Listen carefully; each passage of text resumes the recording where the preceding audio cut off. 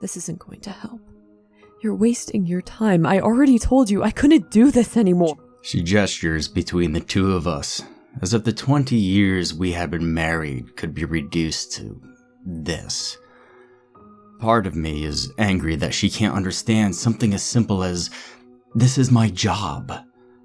But another one completely understands where she's coming from. It's not easy being the wife of a successful defense attorney whose main goal is always to free the culprits. And, well, I'm damn good at my job, if I must admit. I think we reached a breaking point last week when I won that 4-year-long trial. You probably all heard this on the news. The state of Pennsylvania against Harold Thomason, a man who'd locked up his wife in his basement and impregnated her continuously in the past 15 years. He locked up his daughters and killed the boys, and repeated the cycle.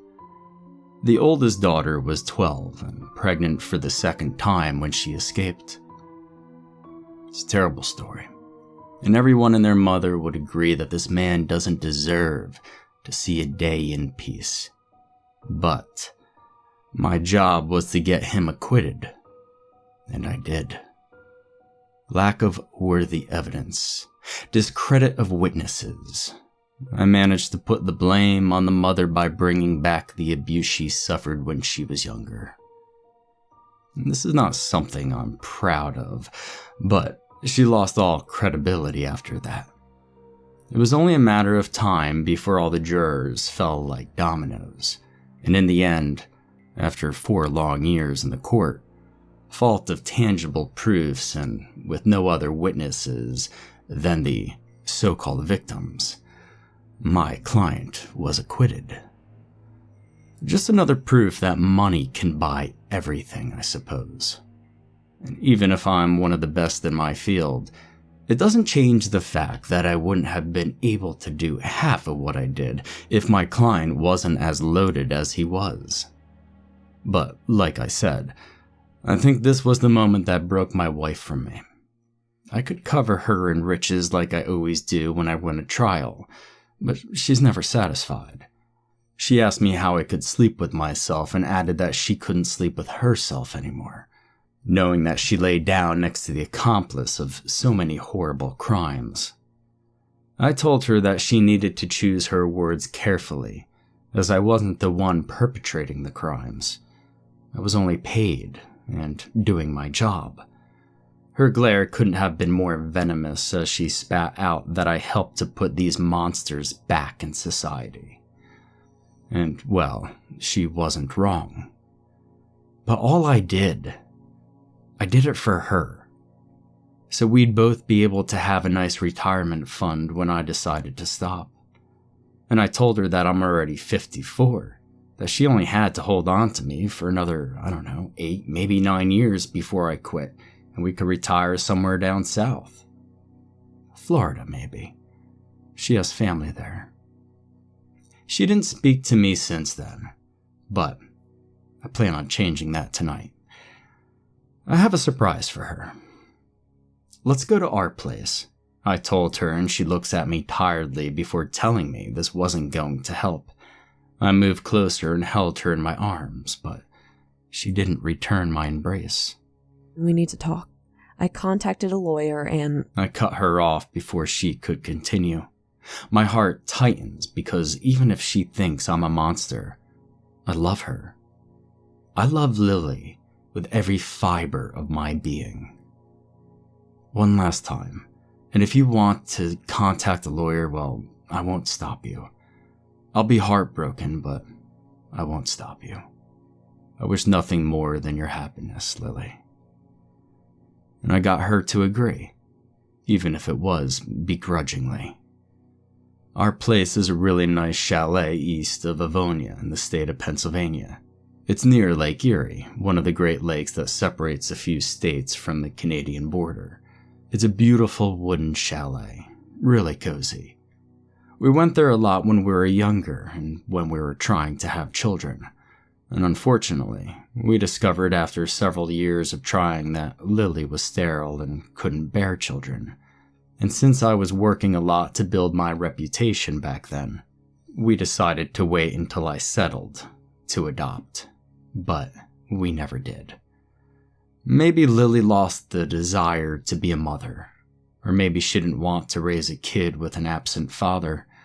I never asked her if she resented me about this, but she never talked about kids again.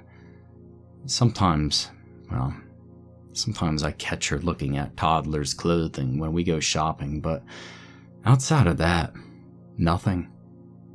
Since I didn't want to hurt her, I never asked.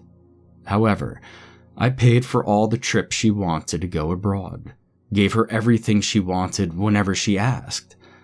Hell, I spoiled her rotten, bought us a beautiful house, a boat, 2 cats, even a dog. She never had to work a day in her life, and all I asked in return was for her unconditional love. I think I did well, all things considered. Moving on. We packed our things on a Tuesday afternoon and left for Avonia. It was a little over 5 hours' ride from where we lived in Lancaster. During the trip, I tried to talk to her about our younger years, but she seemed disinterested, broken even. Internally, I knew that this attempt was probably futile, but I could never forgive myself if I didn't try. So I kept talking, mostly to myself, and then she started opening up a little.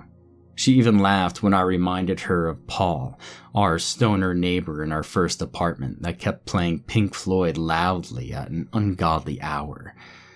She looked drawn, edgy on the passenger seat, but she was slowly relaxing the deeper we got into the forest.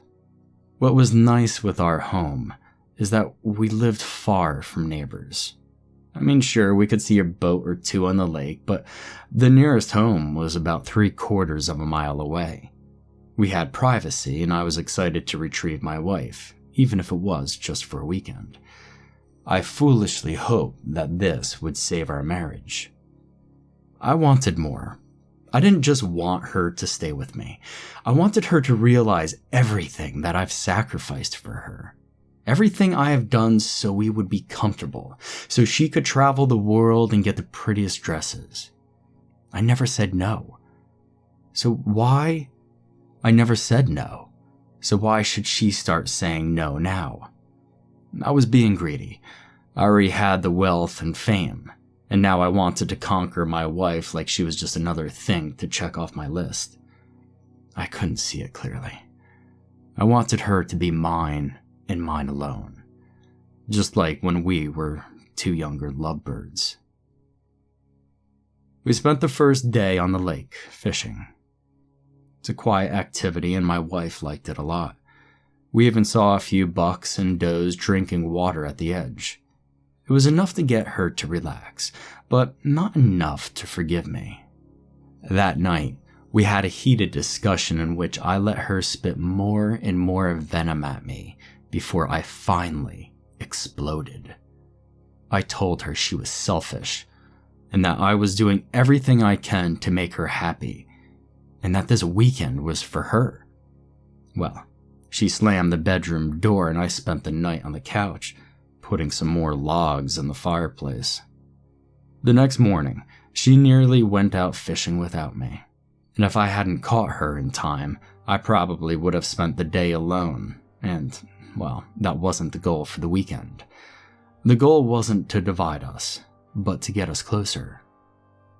It's on the second day's fishing trip that everything fell apart and went completely wrong, even more so than this entire trip. Since I was the one maneuvering the boat, I got us a lot further than the day before. I wanted to explore more of the lake, and this dinghy could get us further easily. Plus, I had extra fuel with us so that we would have enough to get back and forth. She complained about how far we were going, and I told her that we had time. We reached a section of the lake I'd never seen before, and honestly, if someone had told us that wood nymphs lived here, well, I probably would be inclined to believe them. The water was covered in water lilies of all different colors, golds, pinks, and whites. There was a thin algae sheen upon the surface, which seemed barely disturbed by the waves created by our dinghy's motor. The smell was getting pretty bad, and the deeper we got in this area, the ranker it was getting. Lilli complained, so I tried to turn the boat around, but a screeching noise exploded into our ears. It sounded like it came from all directions at once, and after that, our motor released a thick, dark smoke and refused to restart. Now, I did have paddles in the boat, but it would take hours to get back to the house with them. I lifted the motor, and when I finally saw the propellers, there was a lot of algae wrapped around them. I cursed under my breath as I started to undo them, and hoped to myself that I did not fry the motor, that it just overheated and shut off. Now, I'm no mechanic. I know nothing about these things, so if all things came to shove, I'd have no other choice but to paddle. Lilli told me it was my fault, that my wanting more of everything was ruining everything, that she was happy when I was only a family affair attorney. We weren't making good money, but she was happy. She started talking about how I abandoned her, and that no matter how much money I poured onto her, all she wanted was for me to get back to her. I was busy trying to cut through the algae, but I listened to her. I listened because, well, what else was I supposed to do? The sky was getting cloudy. We were far from the house, and I couldn't see a habitable space anywhere near where we were. So I listened as I struggled with the goddamn propellers to free them. She kept vomiting years of resent at me, telling me all the things I knew but refused to see. The problems with the children, my absence, the fact that I thought I could buy her into obedience and that she couldn't do it anymore, that she still had many good years ahead of her, and honestly, my head was starting to buzz. My breath was becoming labored, and my heart was thumping. Shut up. Shut up. Shut up! I screamed loudly, and the sound of wings flapping in the distance broke the atmosphere. I couldn't believe I told her to shut up. I was about to apologize when something bumped our boat from underneath. Not a small bump, the kind that shakes the entire boat and has us reaching our hands to the side to hold it steady. A single bump, and we were already both panting. What was that? Another bump, this time harder, and had the boat swaying back and forth, threatening to flip us over. And then another, and another, until we were thrown into the algae. I resurfaced in time to see our boat sinking, and then screamed Lilli's name, but she was already swimming to the shore. I followed her with cold, wet clothes, and we entered the forest. She was angry when I reached for her shoulder. She slapped away my hand. Don't you dare touch me, Michael. It wasn't my fault. My breath cut short in my throat, and her hatred hit me like a fist to the gut. I was unprepared, my vision wavered, and I growled at her. How dare she imply this was my fault? How could she not be happy with everything I've done for her? Could she not see how much I love her? My hair stood on end, and the smell of rotten flesh reached my nose. I didn't know if it came from the forest or off of me, but when I looked back at the lake, it was as placid as it could be. My eyes stung, and I quickly caught up with her and reached a hand to her shoulder, forcing her to turn around. When she did, she looked terrified. She screamed for me not to touch her, and I became even angrier. She was my wife. She was supposed to be for the better or for worse. Did she not remember that? Our sacred vows. My eyes stung and my vision blurred. She screamed for help. I didn't know why. It's not like I was going to hurt her. I just wanted her to understand me. I just wanted her to be mine like she promised she would be. I heard a gunshot, and it felt like my ribs were caving in. You're a monster!